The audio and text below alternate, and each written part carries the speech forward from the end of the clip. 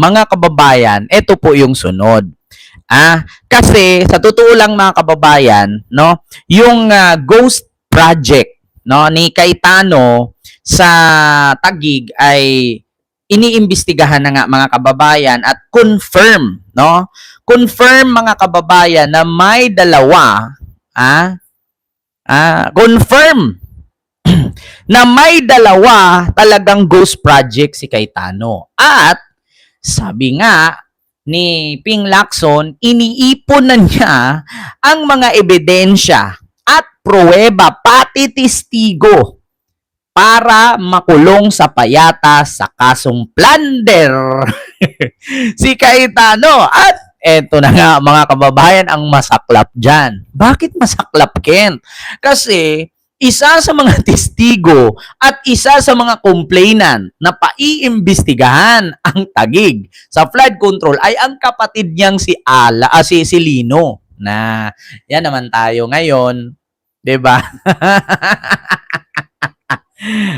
Mga kababayan yan nga ang problema ngayon mga kababayan. Kasi bakit? Talagang mayayari talaga si Alan. Oo. Kasi bakit? Ito ito. Papanood natin mga kababayan. Ekes, punta tayo dito. Ito Umano to a ghost infrastructure project. Tinuluyan na ni Senador Panfilo Ping Lacson si Senator Alan Peter Cayetano. Dalawa umanong ghost project ang nadiskubre ni Lacson sa baluarte ni Cayetano. Ang detalye sa agenda report ni Hannah T. May hindi mababa sa dalawang pinaghihinalaang ghost infrastructure project sa Taguig City. Ito ang ibinunyag ni Senator Ping Lacson. Patuloy niyang sinusuri ang umano'y 6.79 billion worth of budget insertions na iniuugnay kay dating Senate President Alan Peter Cayetano. Kana ramandayon. Kana ramandayon ang pangutana o totoo ba yan o hindi? Kasi kung totoo man yan, money. Mga kababayan, putang ina talaga nila. Kasi, money. Nihaw, sipaw. Mga kababayan, kami, hindi kami magnanakaw ng milyon. Kung ang nakawan sa gobyerno, bilyon. Naku, Ginoo ko mga kababayan. Mukhang maniwala na talaga ako kay Sara nito. Hindi kami magnakaw ng milyon kasi ang nakawan sa gobyerno, bilyon. Ginoo ko tabang. Ay, makaanak, mangkuanig di oras. Continue. Naku, Alan Cayetano. Sinabi ko sa'yo. Ipapakulong ka pa naman talaga ni Lacson. Sabi pa naman ni Lacson, alam nyo, nung kakwentuhan ko si Lacson sa panaginip. Nanaginip ako, guys. Sa panaginip ko, si Ping Lacson ang kausap ko, guys. Di po, gibalintian ba ni Mal? Sa panaginip ko, guys, na nipasok din si Lacson sa akong isipan. At samantal, habang nag-inuman kami, tagay kami ni Lacson, sabi ko pa nga sa kanya, Senator, malakas pa ba ang tuhod mo? Sabi baga ni Lacson sa akon. Sabi niya, hina-hina na gid ken. Sabi niya, pero kompleto pa naman bunbunan ko, hindi pa ako kalbo.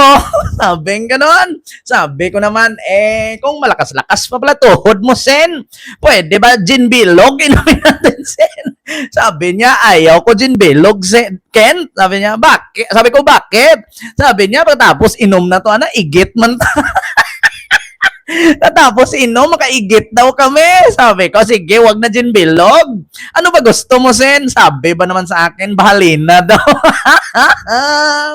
Putragis na yan. Sabi sa akin ni Senator Ping Lacson doon sa panaginip ko. Sabi sa akin, Ay, wag ka nang bumili ng gin bilog kasi 20 pa naman isa niyan. Sabi ko, di poga, mahal naman. Sige, maghanap na natin tuba. Sabi ko, di poga. Oh, madaling araw. Sabi ko, maraming mananggiti doon. May mga dalang yung mga dalang sugong. Sabi ko, ganon. Sabi ko, Sen, medyo malawak-lawak may kalupaan mo, Sen. Kaya nga may 400 million kang salin. Malaki-laki yung property mo. Siguro may mga niyog dia. Baka may mga namananggiti dyan sa dolo. Sabi ko, antay ka lang dyan, Sen. Magsindi ka ng karton ng itlog yan para di ka lamukin. Ngayon, hanap ako ng mga namananggete, di ba? Kayong manguha, mag-harvest ng tuba, madaling araw para di mainit. So, nakasalubong ako, medyo matamis-tamis pa yung tuba niya, hindi pa nalagyan ng tungog, kulay puti pa. Di ba? Ngayon, mga kababayan, eto na nga, mamunit ng series sa Porcilo po. So ngayon, ang nangyari, mga kababayan, eto na, kwentuhan na kami, nakahanap na kutuba.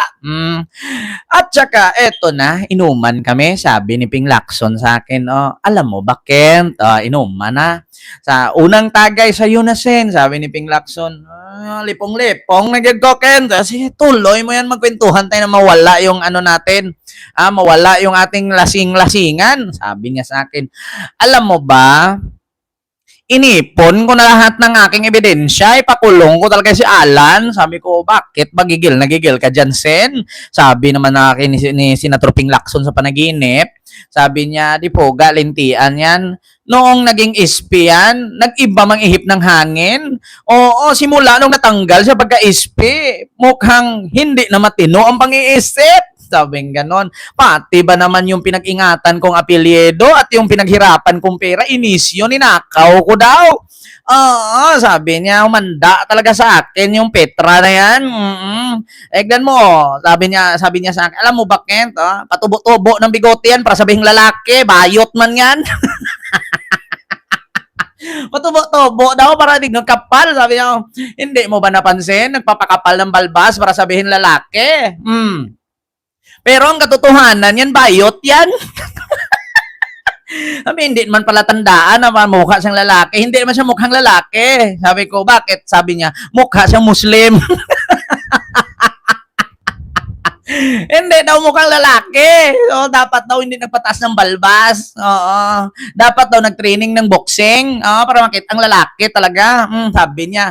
Akala niya siguro, pag nagpahaba siya ng balbas, mukha siyang lalaki. Tignan, hindi. Oy, mukha siya Muslim. Di poga. Kompleto daw ebidensya. Nasulido daw ebidensya. Sabi ni Senator Ping sa panaginip ko. Sabi ni Senator Ping sa panaginip ko. Sabi niya kompleto yung ebidensya niyan.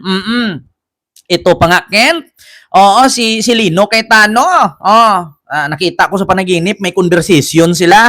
Sabi ni Lino, Senator Ping, ayaw nagkabalaka, ayaw nagkahadlok, kay ako na'y bahala, sa ko igsuon, ilaglag ko na. Ginoo ko. Ito, continue natin, Iyon kay Lacson, nakapagdokumento na ang grupo niya ng hindi bababa sa 2 case studies. Nakita ninyo, nakapagdokumento na. Tinuod yun, totoo yun na mga kininto ko sa panaginip. Pansin din umano ang dami ng mga slope protection at drainage project na karamihan ay nagkakahalaga ng tig 100 million. Pinagsama-sama, umaabot ang mga ito sa halagang 2.085 billion.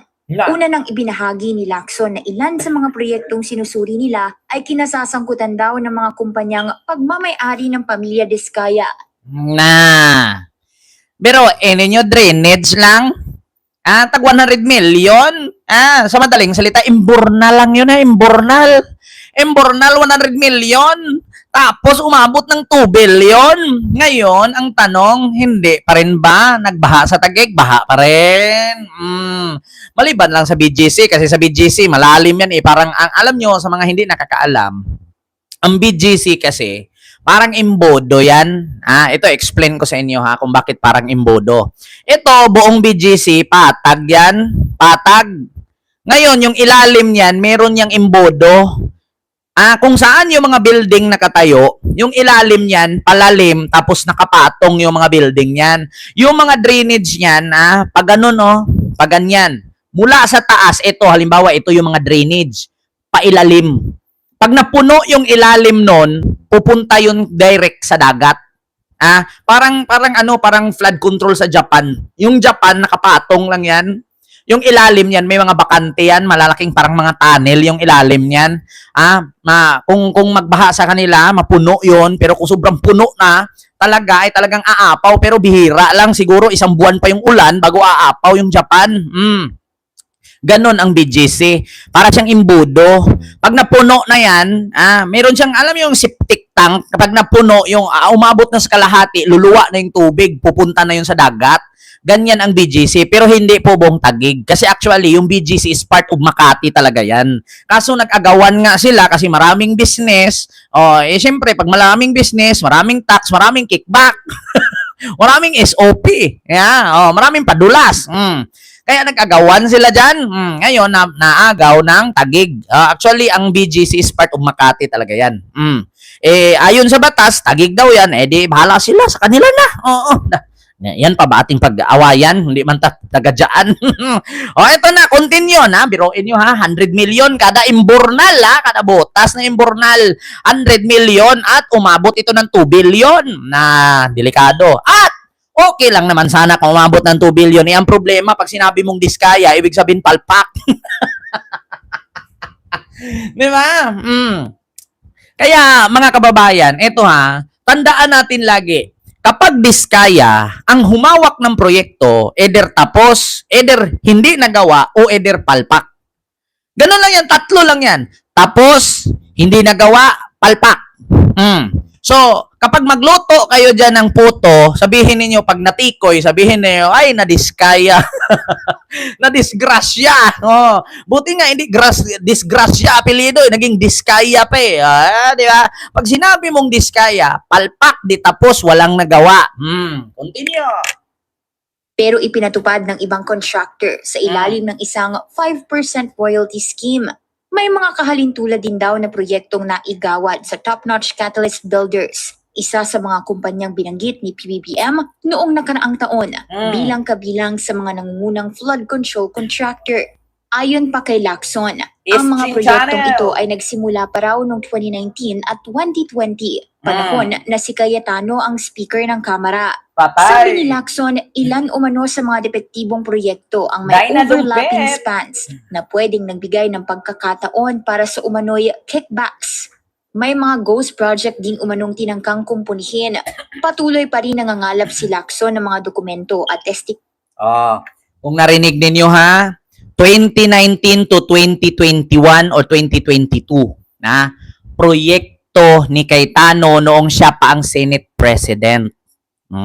Alam nyo na, mga kababayan 2019 to 2022, proyekto yan ni Cayetano.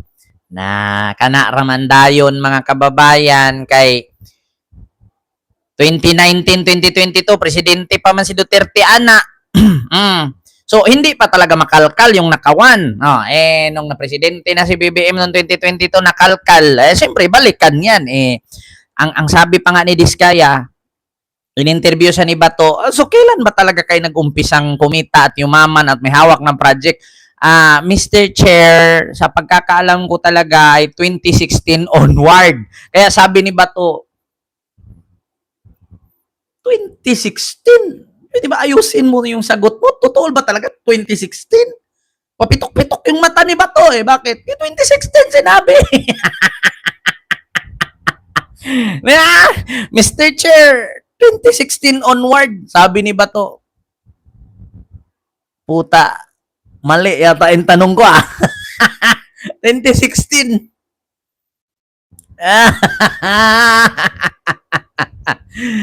Continue. niya mula sa mga informant at testigo. Layunin niya raw mapatunayan ang mga paratang tungkol sa budget insertions at kickbacks. Ayon kay Lacson, sa 70 projects na nakapaloob sa 6.79 billion peso budget insertions sa ilalim ng 2025 national budget, 68 na ang naipatupad habang ang dalawang proyektong nagkakahalaga ng 75 million ay hindi pa nailalabas o hindi pa naoobliga ang pondo. Patay. Hindi raw siya gagawa o mag-iimbento ng ebidensya. Pero dahil sa mga pagkwestiyon umano sa kanyang integridad ni Senator Alan Peter Cayetano, mas pag-iigihan pa niya ang paghahanap ng mga ito. Wala pang opisyal na pahayag si Cayetano tungkol dito sa ngayon. Dati nang sinabi ni Cayetano na tila dumoble raw ang net worth sa SALN ni Lacson. Pero nilinaw ng kapwa niya senador na sa legal at maayos na paraan ito nakuha. Reputation damaging ito para sa dating PNP chief. Nangako naman si Senate Blue Ribbon Committee Chair Erwin Tulfo na magpapatuloy ang flood control scandal investigation ng komite na Nako. una nang sinimula ni Lacson. It's a very powerful committee. Kailangan ko ng vice chairman at saka yung mga members, di ba? Di ba, yung mga nagmamadali, meron mo talaga tayo. I'm telling you, meron tayo blood control. Hindi tayo iwas. Target daw nilang pagkatapos na ikalimang sona ng Pangulo sa July 27. Hala! Bubuuin na ng komite ang mga miyembro nito. Hala! Para sa agenda, Hannah Tia, Billionaire News Channel. Pagkatapos ng SONA ni PBBM, July 2027, July 27, 2026. Nako, patay ka din ha. Yan ang sinasabi ko talaga na talagang good luck.